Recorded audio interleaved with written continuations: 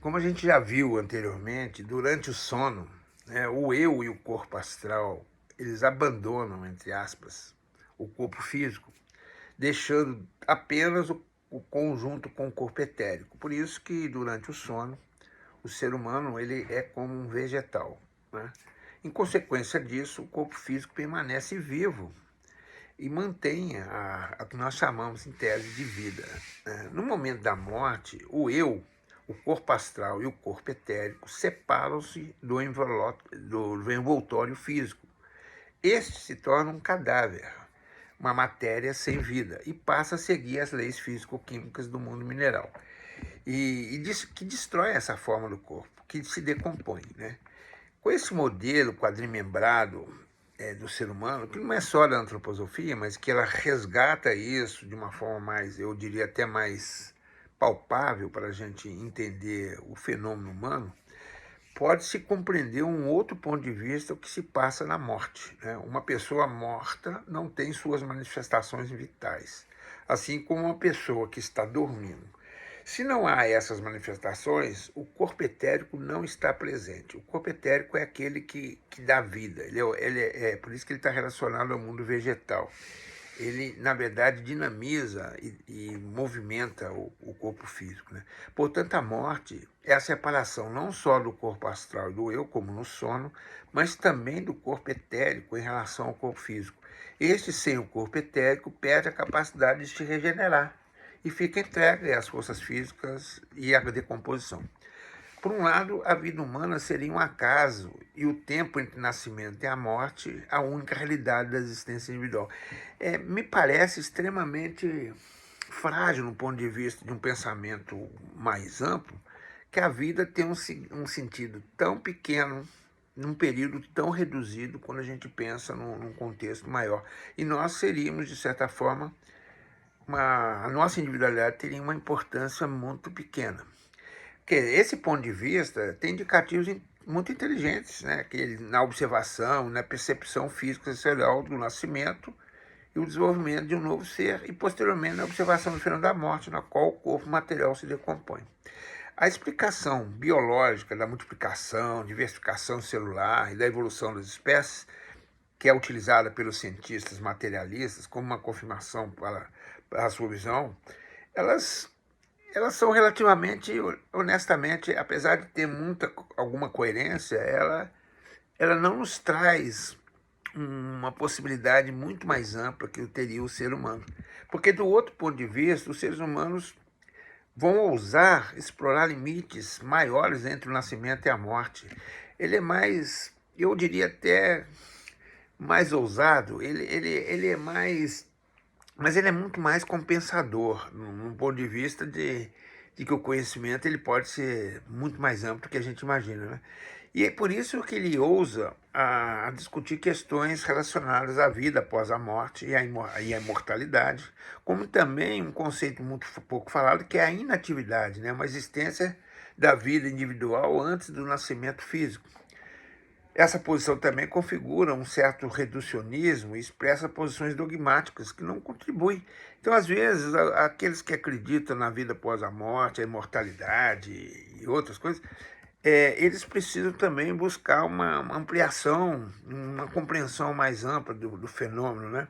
Para alcançar esse conhecimento do mundo superior, né? Porque há um certo preconceito, né? Que a gente chama de superstição negativa, né? Não acreditar em coisas que existem, né? Com as visões sentadas pelos paradigmas mais espirituais, né? Que trabalham com essa percepção físico-sensorial, né? Conhecimentos que têm a pretensão e a virtude de responder uma importante questão filosófica e ética do fenômeno humano. Por que estamos aqui, de onde viemos, né, para onde vamos, qual o sentido, né? A gente pode responder isso dizendo que não há sentido algum, né, que é um acaso. Eu considero isso uma posição pobre, né, e mais sofrida, de certa forma, né? Então, acho que o ser humano, a gente tem que ser, de certa forma, aí é uma certa arrogância, né, de acreditar que a gente possa ser muito mais, conhecer muito mais.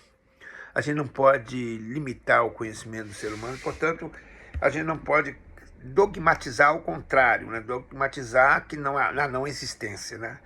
Nós, de certa forma, não podemos afirmar assim, a priori, nem a existência nem a não existência. Só a experiência humana, só um avanço da consciência pode, talvez, nos dar essa capacidade de afirmar de forma verdadeira algum fenômeno, né? Eu acredito que haja isso. Quer dizer, então, assim, temos como um projeto irrenunciável da liberdade humana, né? A obrigação cognitiva de desenhar um mapa consistente para responder a isso. Se posicionar com a tese do acaso, agnóstica da existência, e abrir mão de um campo fundamental da vida, me parece renunciar a uma exploração ampliada do conhecimento, né? Entre várias questões que passam a ser objeto do conhecimento por todas as culturas pode incluir o assunto da reencarnação e também do karma, da redenção, salvação, né? E da ressurreição, que são fenômenos que precisam ser melhor conhecidos para a gente não contrapor um ao outro sem um maior conhecimento, né? A ideia da reencarnação é muito antiga e existiu sob diversas formas na história da humanidade. Na apresentação que eu estou encaminhando para vocês, aqueles que quiserem ter acesso, mostram incrivelmente denominações, povos, culturas que, de certa forma, trabalharam durante toda a história humana, praticamente, né, e praticamente em todo esse período, até na atualidade, com essa discussão sobre a reencarnação, a vida após a morte, né? Então, conhecer esses povos, o que acreditavam, o que acreditam, me parece extremamente saudável, né, que a gente possa conhecer. Então, eu convido vocês a buscarem. Eu acho que a gente tem acesso, muito acesso sobre isso, né? E eu queria falar basicamente uma coisa que é mais polêmica hoje, né? Que a reencarnação ela teve em vários séculos muitos adeptos sérios da igreja, a igreja cristã primitiva, né? Ela era reconhecida como florescente até pelos que a combatiam. Mas os diversos concílios eclesiásticos pronunciaram-se contra a doutrina da reencarnação e a consideraram uma heresia. E esses ensinamentos foram condenados. Isso nós estamos falando do ano 553. Foi um concílio preparado pelo imperador bizantino Justiniano, né, que considerou aquilo que na Igreja Católica a gente chama de anátema, que é uma palavra canônica relativa às regras da Igreja, né, que se refere a uma condenação de uma doutrina contrária ao Evangelho, né? E uma vez consolidado isso, não é fácil mudá-lo, né? É por isso que até hoje a Igreja Católica ela é uma doutrina, a doutrina da reencarnação é vista até de uma forma pejorativa, né? E a defesa da ressurreição que ninguém, de certa forma, diz o que é realmente. Eu acho que vale a pena, a gente vai falar sobre isso nesse módulo, né? Mas no ano 869, no Concílio de Constantinopla, algo aconteceu de forma muito significativa sobre a concepção trimembrada e dual do ser humano. Nós já falamos sobre isso, sobre a visão do corpo, alma e espírito, né?